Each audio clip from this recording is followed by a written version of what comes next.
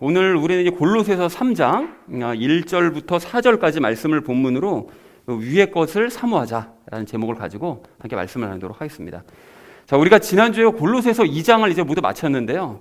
총 정리를 하면서 이제 거짓된 가르침들이 무엇이었나를 이제 우리가 재확인하는 시간을 가지고 또 우리가 믿음으로 사는 방법에 대해서 이제 함께 이야기를 이제 나눴습니다. 그래서 관련된 세 가지 이야기를 지난주에 나눴거든요. 그 첫 번째 나눴던 이야기가 무엇이었을까요? 그렇습니다. 지난주에 우리가 재확인했던 것처럼 세상의 유치한 원리가 뭐냐. 그 모든 철학이나 뭐 종교나 뭐 거짓된 종교들 뭐 이런 것들이 다 그 기본 원리가 딱 한 가지 있는데 그 공통된 원리는 뭐냐면 자기가 중심되는 원리. 그 세상의 그 유치한 원리가 바로 그것이라고 그랬었죠. 근데 우리는 이제 죽었다는 사실, 그것을 우리가 인정을 하고 이제 예수님을 중심으로 예수님을 닮는 삶을 추구하면서 살아가자. 이제 완전히 바뀐 삶을 살자라는 얘기를 첫 번째로 우리 함께 나눴습니다. 자, 그런가 하면 두 번째로 나눴던 이야기가 무엇이었을까요? 겉모습에 속지 말자. 예, 그렇습니다. 지난주 얘기했던 것처럼 바리새인들, 특히 뭐 유대인들 그런 사람들이 보면 하나님을 경배는 하고 자신을 낮추고요. 그리고 또 이제 열심을 내긴 하는데 그 모든 것들이 사실 이제 거짓된 경배고 거짓된 낮춤이고 거짓된 열심이라고 이제 우리가 확인을 했었었죠. 그런데 문제는 뭐냐면 나도 혹시 그런 행동을 하는 것들이 내가 진짜인지 가짜인지를 이제 어떻게 구별할 수 있겠냐, 이것에 대해서 잠깐 얘기를 나눴는데요. 구별하는 방법은 간단하다고 그랬습니다. 그것이 예수님께 감사하는 마음으로 그 모든 일들을 행하면 나는 진짜가 맞고, 그렇지 않고 이제 내가 어떤 목적을 가지고 그 모든 일들을 행하면 나는 좀 가짜일 수 있다라는 사실을 이제 지난주에 확인을 했었죠. 그래서 우리가 시드기야를 예를 들어서 그 이야기를 함께 풀어보는 시간을 가졌습니다. 자, 그런가 하면 마지막 세 번째로 나눴던 이야기가 무엇이었을까요? 믿음으로 살자. 네, 그렇습니다. 예수님 중심으로 우리가 이제 살게 되면, 나 중심이 아닌 예수님 중심으로 살게 되면 구체적으로 예수님 중심으로 사는 것이 무엇이냐를 우리가 지난주에 이야기를 나눴었는데, 예전에도 우리 2장 초반에서 이야기 나눴던 것처럼 예수님 중심의 삶은 결국은 예수님의 믿음으로 살아가는 것이 예수님 중심의 삶이라고 이제 말씀을 드렸습니다. 그래서 우리가 모든 일들을 다 믿음으로 해야 되는데, 우리가 거룩해지는 삶도 믿음으로 우리가 이루어 가야 되고, 세상 나가서 사는 삶도 예수님을 믿음으로, 절대적으로 예수님을 신뢰함으로써 살아가야 된다라는 얘기를 마지막으로 우리 함께 나눴습니다. 자, 그래서 사랑하는 우리 나눔 있는 교회 성도님들 모두는 자기 중심된 삶에서 이제 예수님 중심의 삶으로 완전히 변화된 삶을 살아가시길 바랍니다. 여러분, 그리고 그런 삶을 위해서 예수님을 절대적으로 신뢰하면서 살아가시는 저와 여러분 되어주시기를 다시 한번 주님의 이름으로 간절히 축원드립니다. 우리가 지난주에는 예수님 중심의 새로운 삶을 살아야 된다라고 이제 바울이 선언을 했다면, 이번 주는 이겁니다. 하늘의 삶을 사모해야 된다. 그러니까 이 땅에서는 예수님 중심의 삶을 살되 우리가 하늘의 삶을 절대 잊어버리면 안 된다라는 것을 강조하는 것이 이제 이번 주 이야기가 되겠습니다. 그래서 이번 주 주제는 하늘의 삶을 사모하자라는 것을 이제 주제로 함께 말씀 나누도록 하겠습니다. 자, 먼저 1절 말씀 우리 함께 읽도록 하실까요? 함께 읽겠습니다. 그러므로 너희가 그리스도와 함께 일으켜졌거든 위에 있는 그것들을 추구하라. 거기에는 그리스도께서 하나님 오른편에 앉아 계시느니라 라고 말씀합니다. 여기 이제 그러므로라는 것은 이제 앞에 우리가 지난주에 나눴던 그 내용입니다. 지난주에 나눴던 내용이 바로 이것이었죠. 새로운 삶을 너희가 살아야 된다. 그러니까 너희 중심의 삶이 아닌 예수님 중심의 새로운 삶을 살아야 되는데, 그런 삶을 살아야 된다는 것을 너희가 알았으므로, 그러니까 이제 어떻게 행동을 해야 되느냐, 위에 있는 것들을 이제 추구하라는 거죠. 근데 위에 있는 그것들은 무엇인가 하면 하늘의 것들을 이야기합니다. 그리고 하늘의 것들이 무엇이냐, 그것은 이제 앞으로 3장을 우리가 나누면서 함께 이야기들을 나누도록 하겠습니다. 그러니까 어쨌든 위에를 바라보면서 살아가야 된다는 것이죠. 그리고 거기에는 이라고 되어 있는데, 거기에는 하늘에는 당연히라는 뜻이고요. 그리스도께서 하나님 오른편에 앉아 계신다고 되어 있는데, 여러분 여기서 좀 주목하셔야 될 것이 있습니다. 그리스도께서 하나님 오른편에 앉아 계시는데, 예수님은 하나님 오른편에 앉아 계시고 동시에 내 안에 계시죠.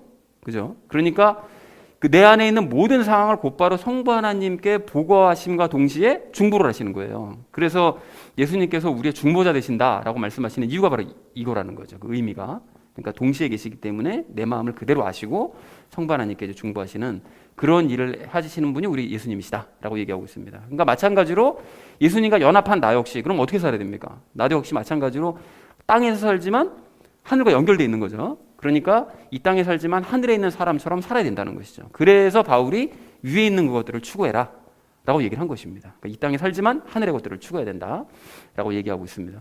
그래서 1절 전체 의미를 이렇게 정리할 수 있겠는데요. 우리가 예수님과 함께 부활했다면 하늘의 것들을 추구하며 살아야 된다라는 것이 이제 1절의 의미가 되겠습니다. 그리고 이제 하늘에서는 예수님이 하느님 오른편에 앉아 계신다고 얘기하고 있죠. 자, 이어진 2절 말씀 우리 함께 읽도록 하겠습니다. 위에 있는 것들에 너희의 애착을 두고 땅에 있는 것들에 두지 말라라고 말씀합니다. 그래서 지난주에도 우리 나눈 바와 같이 그리스도인들은 새로운 가치관을 추구하면서 살아가야 되는데 예전에는 내가 중심이 돼서 이 땅에 있는 것들만 열심히 추구하면서 우리가 살았다면 이제는 가치관을 완전히 바꿔서 예수님 중심으로 하늘에 있는 것들 거기에 애착을 두고 너희가 살아가야 된다라고 이제 얘기했다라는 것이 이제 2절의 내용이 되겠습니다. 그래서 2절을 정리하자면 이렇게 정리할 수 있겠는데요. 그리스도인들은 위에 있는 것들을 사랑하고 땅에 있는 것들을 사랑하지 말아야 된다라는 것이 2절의 의미가 되겠습니다. 아주 노골적으로 얘기를 하고 있죠. 자, 그리고 이어진 3절 말씀 우리 함께 읽도록 하겠습니다. 너희는 죽었고 너희 생명은 그리스도와 함께 하나님 안에 감추어져 있느니라 라고 말씀합니다. 여러분 여기서 이제 너희 생명이라고 얘기하는데 우리 생명은 당연히 예수님의 생명이죠. 그러니까 예수님과 우리 연합했기 때문에 예수님의 생명을 갖고 있는데 하나님과 연합한 새로운 영적 생명, 그러니까 영이 예수님과 연합했으니까, 그러니까 우리의 그 영의 생명, 그러니까 우리의 생명은 그 이제 예수님의 생명이다라는 사실을 알 수가 있는데 여기 감추어져 있다고 표현을 하거든요. 왜 이걸 감추어졌다고 표현을 하는가 하면 참된 그리스도인의 생명은 하나님 안에 이제 비밀로 감추어져 있기 때문에 이제 겉으로 봐서는 정체를 알 수 없다는 이제 그런 뜻이에요. 다른 사람들이 봤을 때 영 안이 변화된 상태이므로 뭐 믿지 않는 사람들이나 설마 교회 다니는 사람이라 할지라도 우리를 봤을 때 겉으로 봐서는 모른다는 거죠. 그 안에 영으로 감춰져 있기 때문에. 그래서 마찬가지로 이제 사람들이 예수님이 이제 하늘에 계신다고만 생각을 해요. 보통 많은 사람들이 예수님 어디 계시냐, 하늘에 계신다고. 근데 믿는 자들 안에 계신다는 사실을 알지 못하는 사람이 많죠. 물론 이제 머리로는 알고 있는데 그것이 실제로 이제 깨닫지 못한 사람들이 많습니다. 그래서 드러난 비밀이에요. 다 드러나 있지만 모르는 사람은 전혀 깨닫지 못하는. 그래서 예수님이 우리 안에 계신다는 것이 비밀이지만 드러난 비밀입니다. 그런데 그러므로 그렇게 예수님이 하늘에 계신다고만 생각하고 우리 안에 계신다는 사실을 알지 못하기 때문에 우리의 정체를 더더구나 알 수 없는 거죠. 우리는 보통 사람이 아닙니다. 예수님과 연합한 완전히 새로운 창조물이 된 사람들이에요. 겉으로 봐서는 비밀로 감춰져 있는 그런 사람들이다 라는 사실을 이제 바울이 이야기하고 있습니다. 자, 그래서 3절의 전체 의미를 이렇게 정리할 수 있겠는데요. 우리는 죽었고 우리의 생명은 예수님과 함께 하나님 안에 감추어져 있다라는 것이 3절의 의미가 되겠습니다. 자, 마지막 4절 말씀 우리 함께 읽도록 하겠습니다. 우리의 생명이신 그리스도께서 나타나실 때에 그때 너희도 그분과 함께 영광 가운데 나타나리라 라고 말씀합니다. 여기 그리스도께서 나타나실 때라는 건 당연히 예수님께서 이제 재림하실 때 그때를 이제 말씀하시는 거겠죠. 그리고 그 아래쪽에는 영광 가운데 나타난다고 되는데 이게 무슨 소린가 하면 우리가 영광 가운데 나타난다는 거잖아요. 예수님이 영광 가운데 오실 때 우리도 영광 가운데 나타난다. 이게 무슨 소린가 하면 데살로니가서 말씀처럼 이미 죽은 사람은, 이미 죽어서 천국 올라가 있는 사람은 예수님 재림하실 때 어떻게 됩니까? 부활의 몸, 그 영광스러운 몸을 입고 완전체가 되어서 그 애드립이 완전체란 표현하는데 그 완전체가 되어서 이제 부활의 몸을 입고 나타나는 것이고 그때까지 죽지 않은 사람들, 이 땅에서 살고 있는 사람들은 어떻게 된다고 말씀합니까? 고린도서 말씀에 의하면 호련히 변화된다고 그러죠. 지금 육신이 없어지고 새로운 그 육신, 그 신령한 육신으로 변화된 상태로 그 영광스러운 모습으로 이제 드러나게 되겠죠. 이제 빛나는 모습으로 나타나게 되겠죠. 자, 그래서 여기서 한 가지 참고하실 것은 예수님이 재림했다고 주장하는 이단들의 주장이 거짓일 수밖에 없어요. 왜 그렇습니까? 예수님께서 재림하실 때는 어떤 현상이 나타난다고요? 그 이미 죽은 사람이나 이 땅에 있는 사람이나 모두가 다 영광스러운 그 부활의 몸을 입고 나타날 수밖에 없는데, 영광을 드러낼 수밖에 없는데, 지금 예수님이 만약에 재림했다면, 그런 수없이 많은 이단들이 주장하는 것처럼 예수님이 재림했다면 성도들의 몸이 지금 거룩한 상태로 변화가 돼 있어야 맞는 거잖아요. 근데 그렇게 변화된 사람이 있습니까, 없습니까? 없거든요. 그렇다는 얘기는 거꾸로 예수님이 재림을 하실 적이 없다 라는 사실을 아주 명백하게 알 수 있는 거죠. 그러니까 자기가 재림 예수라고 주장하는 사람들의 말이 나를 보면 알 수 있습니다. 그러면 저것들이 거짓말이다 라는 사실을 분명하게 알 수 있는 거죠. 아직까지 우리는 영광스러운 몸을 입지 않았습니다. 자, 그래서 그리고 그날이 되면, 그 예수님께서 재림하시는 그날이 되면 우리 주변의 모든 사람들은 비로소 우리의 정체를 깨닫고 놀랄 거예요. 겉으로 봐서는 뭐 우리랑 똑같은 인간인 줄 알았는데 알고 보니까 저 사람이 보통 사람이 아니었던 거죠. 이제 그거를 마지막 재림 때 깨닫는 사람은 슬피 울 것이고 그것을 이제 아는 사람들끼리는 서로 기뻐하면서 예수님을 이제 환호하겠죠. 자, 그래서 4절 전체 의미를 이렇게 정리할 수 있겠습니다. 우리의 생명 되신 예수님께서 재림하실 때 우리도 예수님과 함께 영광 중에 나타나게 될 거다라는 것이 이제 4절의 전체 의미가 되겠습니다. 자, 그래서 오늘 본문 말씀을 이렇게 정리할 수 있겠는데요. 예수님과 함께 부활한 그리스도인은 더 이상 땅의 것이 아닌 하늘의 것을 사모를 해야 된다라는 것이 이제 1절과 2절의 내용이고요. 우리의 생명은 하나님 안에 감춰져 있지만 예수님께서 재림하실 때는 예수님과 함께 우리가 영광 가운데 드러나게 될 것이다 라는 것이 3절과 4절의 내용이 되겠습니다. 그러니까 그날이 더욱더 기다려지는 거죠. 자, 그래서 오늘 결론을 이렇게 맺을 수가 있겠는데요. 하늘의 삶을 사모하자라는 이 주제를 가지고 이제 나머지 부분 삶에 적용하면서 함께 이야기 나누도록 하겠습니다. 하늘의 삶을 사모해야 될 우리가 오늘 그 첫 번째로 함께 나눌 이야기는 하늘을 기억하며 살자라는 것입니다. 여러분은 1절 말씀을 이렇게 다시 보시면 예수님께서 어디 계신다고 말씀하시죠? 예수님은 하나님 오른편에 앉아 계신다고 말씀하시죠. 그런데 여러분 1장 27절로 좀 돌아가 보실까요? 1장 27절로 가서 보시면 거기서는 예수님이 어디 계신다고 또 말씀하십니까? 예수님은 그렇죠. 너희 안에 계신 그리스도, 그러니까 즉 우리 안에 계신다고 말씀을 하세요. 자, 그러니까 뭐 이게 말이 안 되는 것 같잖아요. 논리적으로 생각하면. 그러니까 종합하면 예수님께서는 어디 계시는 것이냐? 하늘에 계심과 동시에 우리 안에도 계신다 라는 사실을 이제 골로새서 말씀에서 분명하게 말씀하고 계신다는 거예요. 예전에 제가 이제 그 설교하다가 예수님이 뭐 우리 앞에 계신다 이렇게 얘기하니까 그 어떤 사람이 예수님은 우리 안에 계신다면서 우리 앞에 계시면 어떡하느냐고 막 이렇게 또 따지는 분이 있더라고요. 이게 참 답답한 분이죠. 그렇게 생각하면 안 되는 거죠. 그러면 예수님께서는 어떻게 그러실 수 있는 거냐? 당연히 예수님은 하나님이시기 때문에 그 무소부재. 그러니까 예수님은 하늘에도 계실 수 있고 땅에도 계실 수 있고 내 안에도 계실 수 있고 내 앞에도 계실 수 있고 내 옆에도 계실 수 있고 다른 사람 안에도 계실 수 있고 동시에 모든 곳에 다 존재하실 수 있고 서로 다르게 다 말씀하실 수 있다는 사실을 우리가 알 수 있는 거죠. 그러니까 하나님이신 거죠. 그죠? 자, 그러니까 하늘과 우리의 안 동시에 계시는 우리 예수님께서는 우리의 영을 이 하늘 보좌와 연결시켜주고 계신다라는 사실을 우리가 확인을 할 수가 있습니다. 그리고 바로 이것이 예수님께서 우리 안에 계시는 또 다른 아주 중요한 이유예요. 여러분 그 예수님께서 내 안에 계시는 주된 이유가 뭐라고 그랬죠? 예수님께서 내 안에 계시는 이유는 사실 십자가에 못 박혀 죽어 주시어서 우리 죄를 사해 주시면 되잖아요. 그런데 굳이 부활하신 이후로 내 안에 굳이 들어와 사시는 이유는 뭐라고 그랬습니까? 내가 예수님을 닮은 사람 되도록 거룩한 삶을 살아갈 수 있도록 도우시기 위해서 내 안에 사신다고 말씀을 드렸잖아요. 그것이 이제 주된 이유인데 또 다른 이유가 무엇인가 하면 나의 본적, 나의 주소가 아닙니다. 이 땅에서 주소가 아니라 나의 본적이 하늘임을 기억하게 하시고 이 땅에서 그래서 내가 살더라도 하늘을 소망하면서 살게 하시기 위해서 내 안에 계신다는 거예요. 그래서 자꾸 하늘 보좌와 나를 자꾸 연결시켜서 하늘을 문득문득 깨닫게 하시도록 하늘 상태를 깨닫게 하시도록 내 안에 계신다라는 것이죠. 자, 그러므로 예수님이 하늘에 계심과 동시에 내 안에 계시는 것처럼 우리도 마찬가지로 이 땅에서 우리가 발을 딛고 살지만 어떻게 됩니까? 늘 하늘을 소망하면서 살아야 될 줄로 믿습니다. 자, 그런데 이제 이런 말씀을 드리면 아니 근데 우리가 사는 이 땅이 곧 하나님의 왕국이라고 그랬으니까 뭐 굳이 뭐 하늘의 왕국을 그렇게 뭐 소망하면서 살아야 되나요? 이 땅도 하나님의 왕국인데? 라고 질문하실 수도 있을 텐데 여러분 일단은 맞습니다. 이제 지난주에도 말씀드렸던 것처럼 우리는 이 땅에서 이제 예수님을 중심으로 하는 삶이요. 그러니까 이전에는 내가 중심이 된 내 왕국에서 살았다면 이제는 예수님을 중심으로 하는 예수님의 왕국에서 하루하루의 삶을 살아가는 것이 맞아요. 맞는데 예전에도 제가 자주 말씀드렸던 것처럼 우리가 이 땅에서 경험하는 하나님의 왕국은 관계천국이라고 그랬죠. 그러니까 관계에 있어서만큼은 하나님과 천국에서 사는 것과 다 틀림없이 뭐 다를 바 없이 그냥 뭐 하나님과 똑같이 소통하며 살 수 있는데 환경까지 천국을 누리는 것은 아니라고 그랬었죠. 이 땅에서 환경 천국까지 누리는 건 아닙니다. 그래서 우리는 이 땅에서 하나님과의 관계 천국을 당연히 마땅히 누려야 되는 것이 맞지만 거기서 멈출 것이 아니라 환경까지 완벽한 하늘에 있는 왕국 그리고 예수님께서 재림하실 때 우리가 맞이하게 될 그 새 예루살렘 거기서를 우리가 사모하면서 살아야 된다는 것입니다. 그래서 대표적인 예로 이제 요한이 그러고 살았는데요. 요한은 늘 하늘을 사모하며 살았기 때문에 예수님께서 주시는 계시를 받았어요. 그래서 천국과 새 예루살렘을 기록해 두기까지 했습니다. 그 요한계시록에.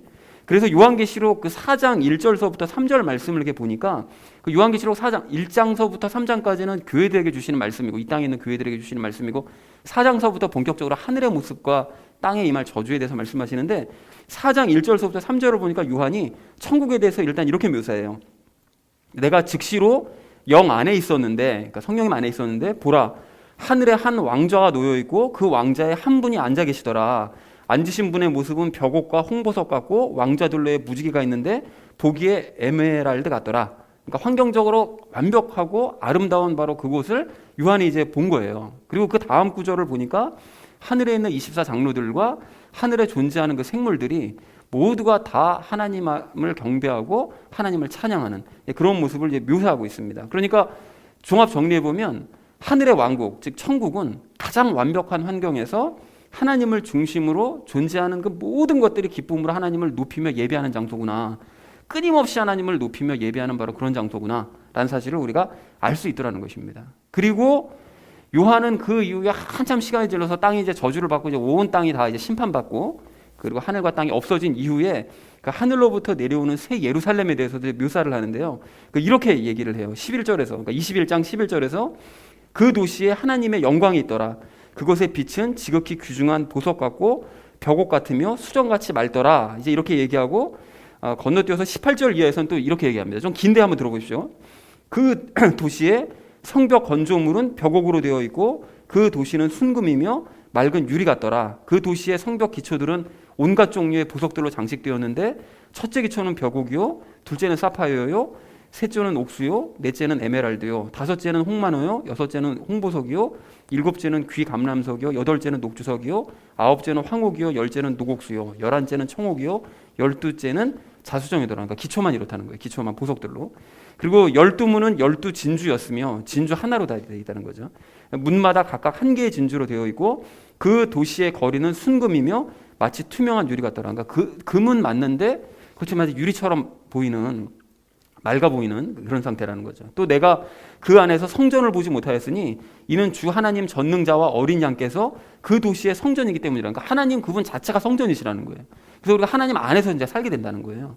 그래서 그 도시는 해와 달이 안에서 빛을 비출 필요가 없었으니 이는 하나님의 영광이 그 도시를 밝혀주었고 어린 양께서 그 도시의 광채이시기 때문이라. 그러니까 더 이상 태양과 달이 필요 없다는 거죠. 왜냐하면 하나님이 빛을 내셔서 그 빛 가운데 영원히 오르는 밤도 없이 그냥 환한 낮 가운데 표현에 의하면 지금보다 7배나 더 밝은 빛 가운데 우리가 살게 된다. 그러니까 환경이 가장 완벽하고 아름다운 곳에서 우리가 살게 된다라고 묘사를 합니다. 그런데 이렇게 완벽하고 아름다운 외형은 둘째치고 그 새 예루살렘이 우리에게 감격을 주는 그 이유가 따로 있는데요. 그 앞에 있는 그 21장 4절에서 이렇게 말씀하세요. 또 하나님께서 그들의 눈에서 모든 눈물을 씻어주시리라. 다시는 사망이 없고 슬픔도 울부짖음도 없으며 또 아픔도 다시는 없으리니 이는 이전 것들이 지나갔기 때문이라. 이렇게 말씀하심으로써 새 예루살렘은 아무런 고통도 슬픔도 또 괴로움도 없는 가장 완벽하고 안락하고 기쁨이 넘치는 장소라고 묘사를 하시더라는 거예요. 그러니까 여러분 이런 구절들을 그냥 그렇구나 이렇게 하실 것이 아니라 믿음의 눈으로 그 영광을 한번 바라보시기 바랍니다. 그래서 그 감격을 여러분 느껴보시라는 거예요. 그래서 어떻습니까 여러분? 이렇게 완벽하신 하나님께서 완벽하신 하나님 심혈을 기울여서 만드신 장소가 새 예루살렘이거든요. 가장 공을 들여 만드신 장소가 새 예루살렘인데 그 완벽한 장소에서의 삶이 여러분 기대가 되지 않으십니까? 그래서 사랑하는 우리 나눔 있는 교회 성도님들 모두는 우리 안에 계시고 동시에 하늘 보좌에 앉아 계신 예수님께서 이 연결시켜 주심에 따라서 늘 천국을 사모하시고 새 예루살렘을 간절하게 기다리시는 우리 모두가 되기를 소망을 합니다. 즉 우리를 불편하게 만드는 이 땅의 모든 것들이 다 제거가 되고 오직 기쁨과 영광만이 존재하는 그곳에서의 삶을 여러분 사모하셔서 슬픔과 고통과 아픔과 사망으로 눈물 지을 수밖에 없는 이 땅에서의 삶을 인내하며 기다리시는 저 여러분 되어지시기를 주님의 이름으로 간절히 축원을 드립니다. 자, 하늘의 삶을 사모해야 될 우리가 오늘 두 번째로 나눌 이야기는 새로운 가치관을 추구하자라는 것입니다. 여러분 오늘 2절 말씀을 좀 다시 보십시오. 2절 말씀 보면 뭐라고 말씀하시죠? 우리 그리스도인들은 하늘의 것에 애착을 두어야지 땅의 것에 애착을 두어서는 안 된다. 이렇게 이제 말씀을 하세요. 그러니까 다시 말해서 영원한 기쁨을 누릴 천국이요.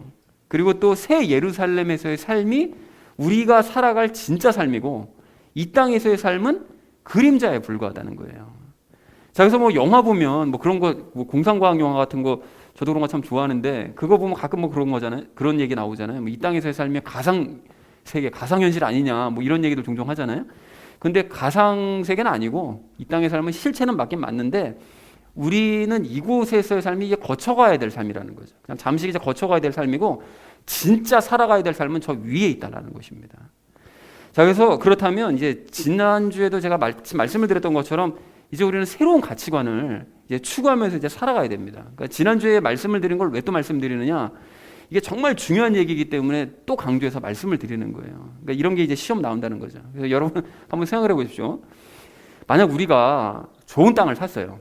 돈이 있어가지고 좋은 땅을 사가지고 거기 모든 좋은 건축재로 가지고 좋은 집을 아주 이쁜 집을 지금 건축하고 있다고 가정을 해보시자고요. 이제 평생 그럴 일은 없죠. 근데 그런 거를 가정을 해봤을 때 지금 내가 살고 있는 집은 그 집이 완성될 때까지만 임시로 머무는 그냥 재건축 대상이 될 만한 정말 노후한 그런 집에서 우리가 살고 있다고 한번 가정을 해보시자고요.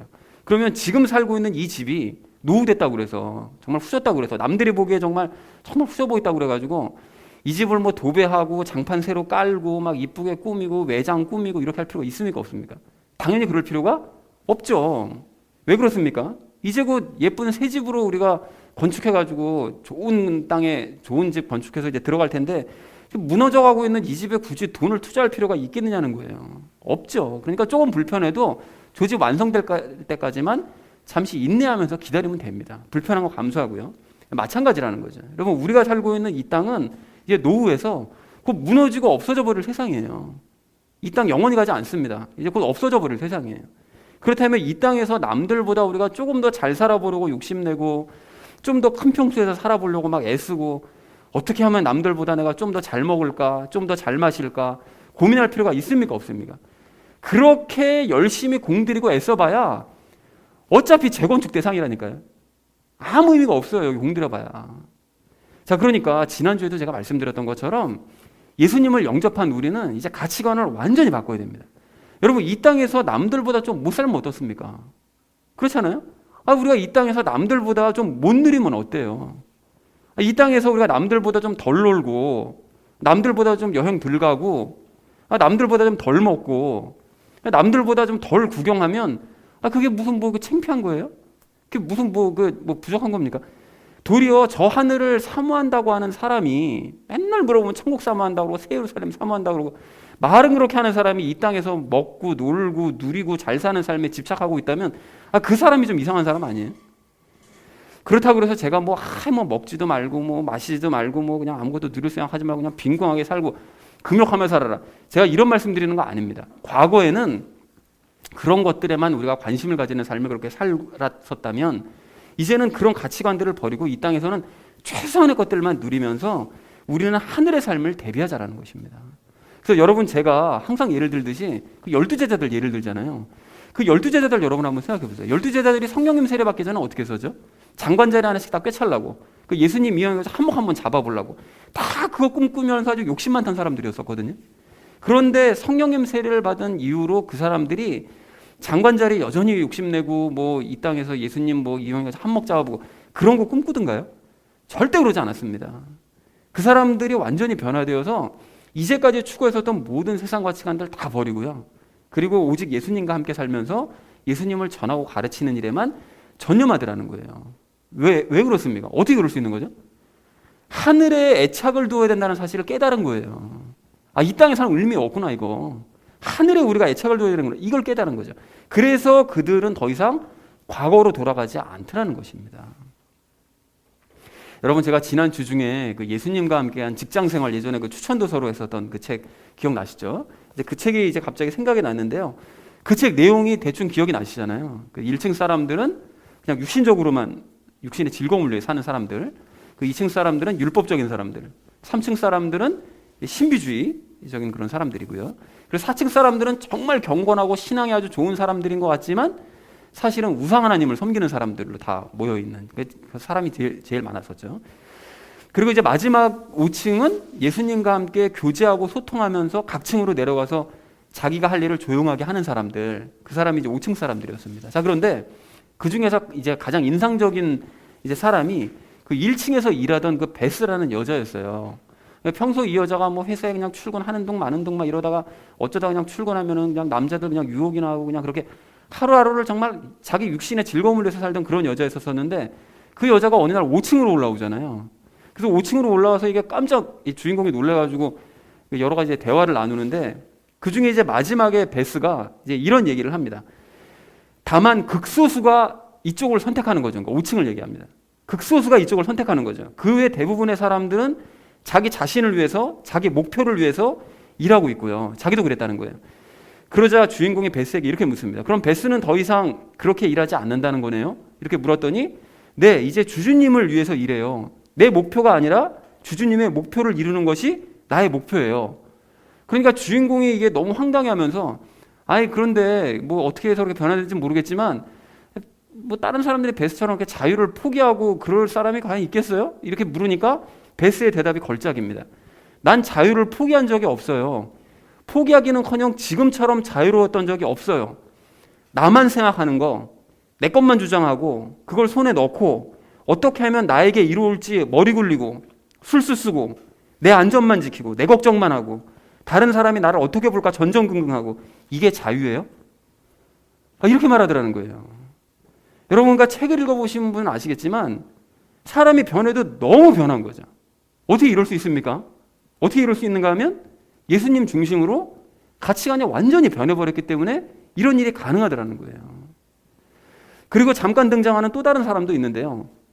그 야간 청소 담당 존이라는 사람입니다. 이 사람이 원래 이 회사 시스템 리스크 개량하고 그리고 그걸 관리하던 관리자였었는데 5층에 온 이후로는 무슨 일 합니까?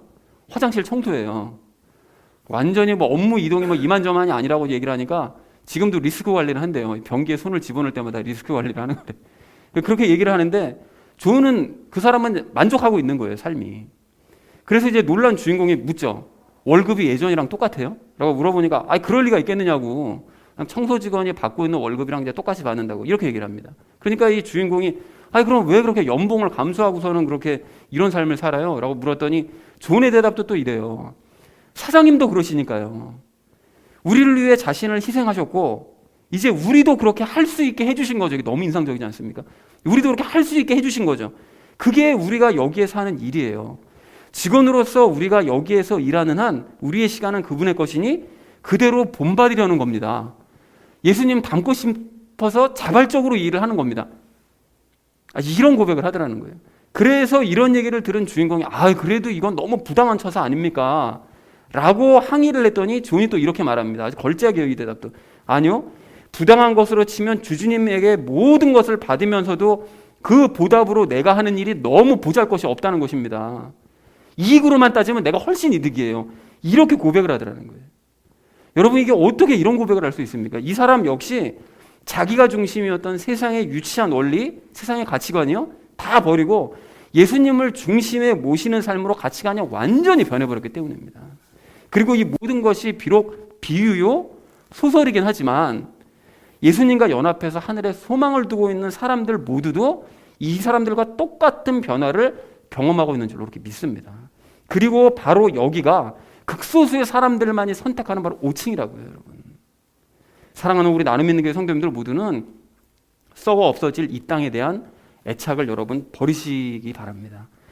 대신 하늘에 애착을 두심으로써 변화된 12제자들처럼 또 그 베스라는 여자처럼 또 그 존처럼 놀라운 변화의 모습을 보여주시기 바랍니다. 여러분 그렇게 하셔서 이 5층에서의 삶에 만족하면서 늘 감사하며 살아가는 저 여러분 되어지시기를 주님의 이름으로 간절히 축원을 드립니다. 자, 하늘의 삶을 사모해야 될 우리가 오늘 마지막 세 번째로 나눌 이야기는 재림을 사모하면서 해야 될 일을 하자라는 것입니다. 여러분 오늘 4절 말씀을 좀 보실까요? 4절 말씀 보시면 우리의 생명 되신 예수님께서는 다시 나타나신대요. 즉 우리 안에 계신 예수님께서 우리 안에 계시다가 이제 성부 하나님께서 이제 가라. 이제 세상의 마지막 때가 되었다. 가라라고 명령하시면 바로 그날 하늘로부터 이제 내려오셔서 세상을 이제 심판하신다는 것입니다. 자, 그런데 어떤 사람들은 이러한 예수님의 재림을 믿지 않아요. 무슨 구름을 타고 사람이 구름을 타고 내려오냐고. 이게 너무 유치한 발상 아니냐고. 이걸 신학교 교수가 이런 말을 해요. 너무 충격적인 거죠. 어처구니가 없는 거예요. 또 어떤 교인들은 예수님의 재림은 믿지만 예수님 굳이 다시 오실 필요 있겠느냐고 이제 이렇게 생각하는 사람도 있어요. 또 어떤 사람은 자기 죽기 전까지 예수님 재림하지 않으셨으면 좋겠다고 이렇게 얘기하는 사람도 있습니다. 그러니까 이 세상의 삶이 너무 좋은 거죠. 너무 재밌고 좋으니까 예수님 재림하지 않으셨으면 좋겠다는 거예요. 다 엎어버리는 게 눈으로 보기 싫다는 거예요. 자, 그런데 여러분, 바울은 이런 사람들과는 다르게 자기가 살아있는 동안 예수님께서 재림하실 것을 믿어 의심치 않았습니다. 그래서 바울의 서신서를 보면 곳곳에서 예수님께서 곧 재림하신다 이런 표현들을 이제 써요. 그렇게 묘사하고 그랬기 때문에 더더욱 최선을 다하면서 열심히 삶을 살아가더라는 것입니다. 그렇다면 우리도 마찬가지라는 거죠. 여러분, 그날이 언제가 될지는 아무도 모르잖아요. 아무도 모르지만 우리도 역시 바울처럼 예수님의 재림을 늘 기억하고 그날이 속히 오기를 사모하면서 하루하루의 삶을 살아야 될 줄로 그렇게 믿습니다. 자, 그런데 주의하실 것이 있죠.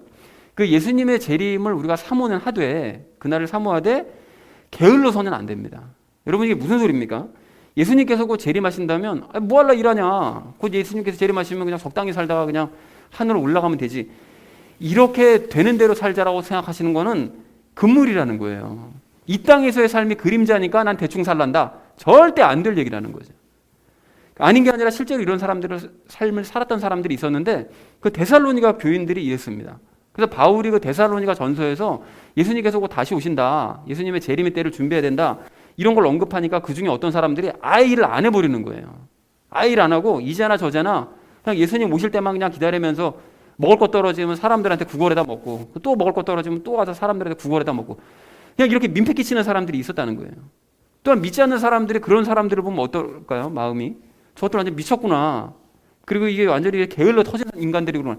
이렇게 생각할 수 있었기 때문에 세상에 덕이 되지도 못했습니다. 그래서 바울이 데살로니가 후서 3장 6절서부터 12절에서 이렇게 말해요. 여러분 한번 들어보십시오.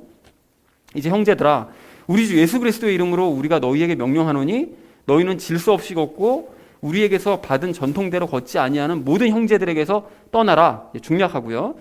우리가 너희와 함께 있었을 때에도 너희에게 이같이 명령하여 누구든지 일하려 하지 아니하거든 먹지도 말라고 하였노라.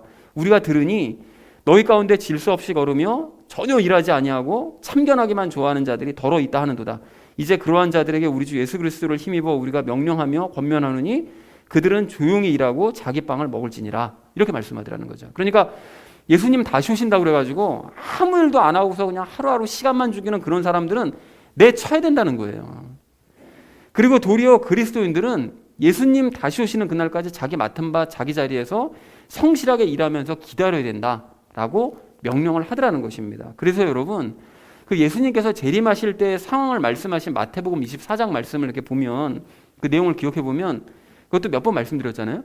그때 예수님께서 재림하실 때 어떤 사람들이 들려 올라가죠? 밭에서 일하고 있던 사람이요. 그리고 맷돌질하던 여자요. 그렇게 그냥 자기 일 하던 사람들이요. 그러니까 마지막 날이 오는 바로 그날까지 예수님의 재림을 사모하면서 이 땅에서 자기가 맡은 일을 그냥 끝까지 묵묵하게 행하던 바로 그 사람들.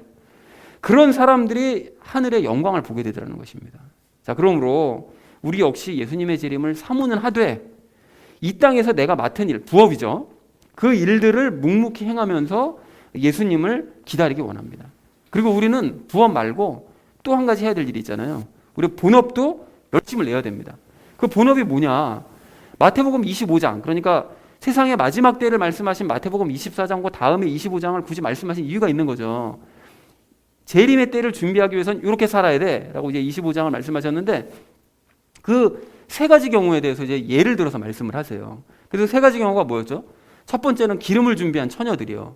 그래서 지혜로운 다섯 처녀는 신랑 올 때를 대비해서 열심히 기름을 준비해뒀지만 어리석은 다섯 처녀는 기름 하나도 준비 안 하고 신랑 올 때까지 그냥 열심히 졸면서 자고만 있다가 기름 준비 안 해가지고 결국은 이제 문 닫혀가지고 들어가지 못하는, 천국문 들어가지 못하는, 이렇게 말씀을 하시더라는 거예요. 그러니까 그게 비유의 뜻이 뭐라고 그랬죠? 그러니까 예수님 다시 오실 때까지 말씀으로 성령님과 교제함으로써 기름이 충만해진 사람. 그러니까 성령님으로 충만해진 사람이에요. 말씀 충만이고 성령님 충만이라고 그랬죠. 그리고 기름 충만이고.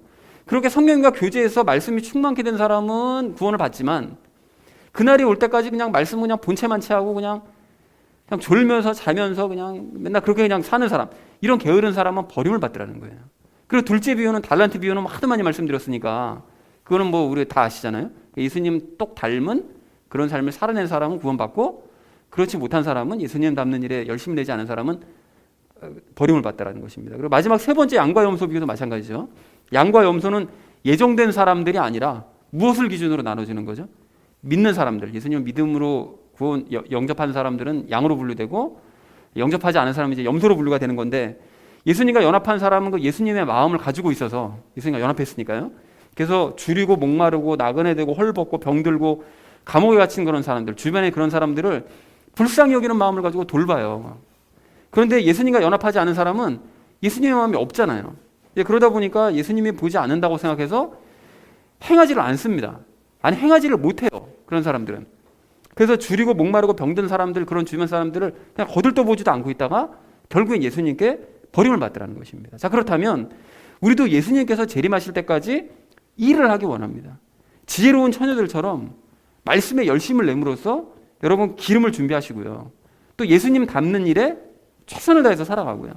또 주변에 내 형제 자매들을 불쌍히 여기면서 그들을 돌보는 본업을 행하자는 것입니다. 뭐 그렇다고 해서 거창하게 뭐 자선사업 벌이고 이러자는 게 아니잖아요. 예수님께서 말씀하시고 그냥 가서 돌보는 거예요. 그냥 보고 그냥 마음 공감해주고 도울 거 있으면 돕고 이런 일을 하자는 거죠. 그런데 여기서 중요한 거예요. 이런 일들을 행해 나갈 때 육신적인 사람들 있잖아요. 주변에 육체적인 사람들, 그냥 오직 이 땅의 삶을 소중하게 생각하는 이런 사람들은 우리를 알아보질 못해요. 왜 그럴까요? 왜 그런가 하면 오늘 3절 말씀처럼 우리의 생명은 감추어져 있거든요. 우리가 드러내서 보여주려고 해도 안 봐요. 관심이 없어요. 우리의 삶에. 그런 삶에 관심이 없습니다. 그래서 육신적인 사람들은 말씀에 전념하고 있는 나를, 또 열매 맺는 삶에 전념하는 나를, 그리고 사람들을 불쌍히 여기면서 소소하게 도와주는 나를, 그래서 겉으로 보기에는 전혀 화려하지도 않고 드러나지도 않고 대단해 보이지도 않는 그런 나를 멸시하면서 우습게 볼 수 있어요. 그리고는 교회나 그냥 열심히 크게 지어대고 그냥 뭐 아름답게 지으려고 이런 공상이나 하고 그냥 그런 생각만 하고 사는 거죠, 그냥. 그러면서 저것들은 뭐 교회가 뭐 저따위야. 조그만 데 모여가지고 뭐 예배 같지도 않은 예배 드리면서 뭐 하나님을 뭐 예배한다 그래. 이렇게나 생각하면서 무시하고 멸시하는 이런 사람들, 그런 사람들이 조롱하고 비웃을 수 있는데 5층에 거하는 사람은 그러한 조롱과 비웃음에 전혀 개의치를 않습니다. 왜 그런가 하면 예수님과 함께 이런 일들을 행해 나가는데 여념이 없거든요. 그 일들을 하는데도 지금 바쁜 거예요. 그래서 오늘 4절 말씀처럼 예수님께서 재림하시는 날 나를 그렇게 멸시하던 바로 그 사람들은 놀랄 수밖에 없는 거예요. 왜 그렇습니까? 예수님과 연합해서 해야 될 일에 전념하느라고 감추어졌었던 우리의 생명이 그 날이 되면 예수님과 함께 영광스럽게 드러날 것이기 때문입니다. 그럼 겉으로 봤을 때 저거 아무것도 아닌 것들이었는데 어느 날 보니까 예수님께서 다시 오실 때 보니까 깜짝 놀랄 만한 그런 사람으로 변화되어 있는 거죠. 그래서 우리를 무시하던 그런 육신적인 사람들은 그날 우리의 영광스러운 실체와 자신의 그런 초라한 그런 실체를 보면서 통곡하게 될 것입니다. 그래서 우리가 추가적으로 해야 될 일이 있어요, 여러분. 그게 무엇인가 하면 우리 주변에 그런 육신적인 사람들 있잖아요. 이제 그런 사람들을 보면서 그게 보이잖아요, 눈에. 그럼 그런 사람들을 보면서 너 나중에 한번 죽어봐라. 내가 지금 이렇게 참고 인내하는데 이유가 있는 거야. 막 이러면서 그날 되면 아주 그냥 쌤통이라고 눌러줘야지. 우리가 이렇게 해야 되겠습니까? 그건 아니잖아요. 여러분, 그래서 우리도 과거에 그렇게 육신적으로 저 사람들처럼 살았지만 이제 5층에 거하면서 예수님의 일꾼이 되었다면, 그러면 이제 우리 주변에 그런 육신적인 사람들, 그 사람들에게 권면해서 그들 역시 베스처럼 존처럼 일꾼이 되게 하자라는 것입니다. 즉 그 사람들을 5층으로 초청해서 5층의 사람이 되게 하고, 그리고 그들 역시 우리와 함께 일하는 일꾼으로 만들자는 거죠. 그래서 마태복음 9장 37, 38절 말씀을 보니까 예수님께서 이렇게 말씀하세요. 이에 그분께서 자기 제자들에게 이르시되 진실로 수확할 것은 많되 일꾼들이 적으니 그러므로 너희는 수확하시는 주께 기도하여 그분께서 그분의 수확밭에 일꾼들을 보내실 것을 청하라 하시니라. 제자인 우리에게 예수님께서 말씀하시는 거예요. 너희 가만히 있지 말고 수확할 거 많다. 은혜의 삶을 알아야 될 사람들 많아. 참된 법 모르는 사람들은 세고 셌어. 근데 일꾼은 너무 적다. 그러니까 너희가 주께 기도해서 이 수확밭에 일꾼 보내달라고 기도해라. 그럼 하나님 보내주신다. 라고 말씀하시더라는 것입니다. 그래서 사랑하는 우리 나눔 믿는 교회 성도님들 모두는 예수님의 재림을 일단 사모하시기 바랍니다. 그날이 속히 오기를 여러분 기도하시기 바랍니다. 그러나 그날이 올 때까지 여러분 게으르지 말고 열심히 일하실 때 본업과 부업 모두 열심을 내시는 우리가 되기를 소망합니다. 그리고 우리 주변에 있는 육신적인 사람들에게 5층의 삶을 여러분 설명해 주시고요. 또 한마음으로 우리 기도하면서 그 사람들을 초청하고 권면해서 예수님의 일을 위해 함께 힘쓰는 그런 일꾼들을 만들어내는 저와 여러분 되어주시기를 주님의 이름으로 간절히 축원을 드립니다. 자, 이제 말씀을 정리합니다. 오늘 우리는 3장을 시작하면서 천국과 새 예루살렘에 대해 나누는 시간을 이제 가졌는데요. 우리가 천국을 기억하면서 우리 살아가자라고 말씀을 드렸죠. 예수님이 우리 안에 계시는 또 다른 이유는 하늘과 우리를 연결시켜 주시기 위해서 그랬다고 했고요. 그리고 요한은 천국과 새 예루살렘을 사모했으니까 우리도 역시 마찬가지로 이제 그곳을 사모하는 삶을 살아가자라는 얘기를 첫 번째로 나눴고요. 그리고 두 번째로는 우리가 새로운 가치관을 추구하자고 말씀을 드렸습니다. 그러니까 이 땅에서의 삶은 그림자라고 그랬죠. 그러니까 우리가 땅보다 하늘에 그런 더 애착을 가지는 삶을 살아야 된다. 그래서 우리가 예수와 함께한 직장 생활에 등장하는 그런 사람들을 예를 들어서 하늘을 사모하는 그런 삶을 살아가자고 말씀을 드렸어요. 자, 그리고 마지막 세 번째로는 재림을 사모하면서 해야 될 일을 하자고 그랬는데요. 바울처럼 이제 재림을 사모하는 삶을 살아야 되는데, 그러나 이제 부업도 우리가 충실해야 되고 또 본업도 당연히 열심히 내야 되고요. 그래서 마태복음 25장에서 우리가 해야 될 일에 대해서 우리가 살펴보는 시간을 가졌습니다. 그리고 중요한 거, 우리 주변에 있는 많은 육신적인 사람들, 그 사람들 그냥 내버려 둘 것이 아니라 그 사람들도 역시 일꾼으로 만드는 일에 우리가 동참해서 우리 성도 하나님께 열심히 기도하는, 그래서 사람들을 더 많은 이곳으로 초청하고 함께 일하는 일꾼으로 이제 만들어가는 우리 모두가 되자고 말씀을 드렸습니다. 그래서 사랑하는 우리 나눔 있는 교회 성도님들 모두는 이 땅보다 천국 삶을 더욱 사모하시고요. 그래서 그에 합당한 삶을 살아가시는 저와 여러분 되어주시기를 주님의 이름으로 간절히 축원드립니다. 우리 함께 기도하겠습니다.